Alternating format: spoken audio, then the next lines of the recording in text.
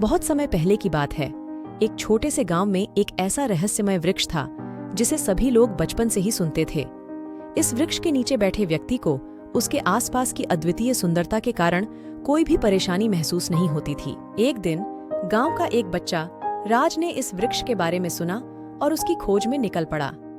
राज ने वृक्ष को खोजते हुए कहा, यहाँ कुछ खास तो है जो लोग इसे इतना महत्वपूर्ण मानते हैं। जैसे ही वह वृक्ष के पास पहुंचा, एक आवाज सुनाई दी, मुझसे बात करो ओ राज। राज कांप गया क्योंकि वह आवाज से बहुत हैरान था।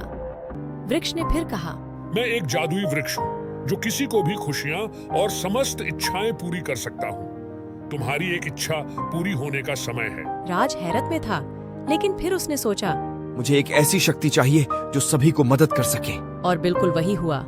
राज की इच्छा पूरी हो गई। फिर से वृक्ष ने बोला, तुम्हें 1 महीने के बाद यहाँ वापस आना होगा, तब तुम्हें एक और इच्छा मिलेगी। राज बहुत खुश था और वह वापस अपने गांव की ओर बढ़ा। 1 महीना बीता और राज फिर से वृक्ष के पास पहुंचा। उसने वृक्ष से कहा, मुझे और एक शक्ति चाहिए जो मेरे गांव को सभी बुराइयों से मुक्त कर सके। वृक्ष ने मुस्कुराते हुए कहा, तुम्हारी इच्छा पूरी हो गई है, लेकिन एक शर्त है। इस शक्ति का इस्तेमाल सभी के भले के लिए होना चाहिए, नहीं तो यह तुम्हारे खिलाफ हो सकता है। राज ने सोचा और फिर हाँ कह दी। और फिर जैसे ही वह गांव लौटा, वह एक जादूगर से मिला और उसे बताया कि वह एक नई शक्ति हासिल कर चुका है। गांव में बदलाव हुआ, लेकिन राज ने अपनी इच्छा का इस्तेमाल सबके भले के लिए किया। उसने सभी को सिखाया कि कैसे साथ मिलकर समस्याओं का सामना किया जा सकता है और कैसे एक बेहतर गांव बनाया जा सकता है।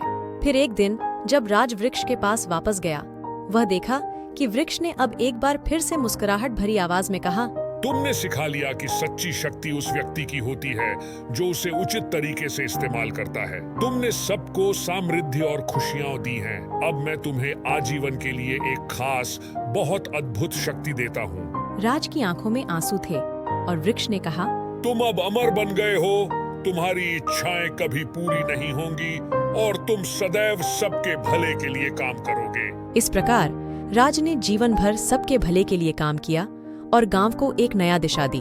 उसकी अमरता ने सभी को एक सच्चे नेता की भूमिका में स्थान दिया और इस प्रकार वह रहस्यमय जादूगर वृक्ष ने राज को एक नया और सच्चा जीवन दिया और सुनने वालों को हमेशा एक नया आश्चर्य महसूस होता था। यह कहानी एक जादूगर वृक्ष की अद्वितीयता और एक नेता की प्रेरणादायक कहानी है, जो सच्ची में अजीब और रोमांचक है।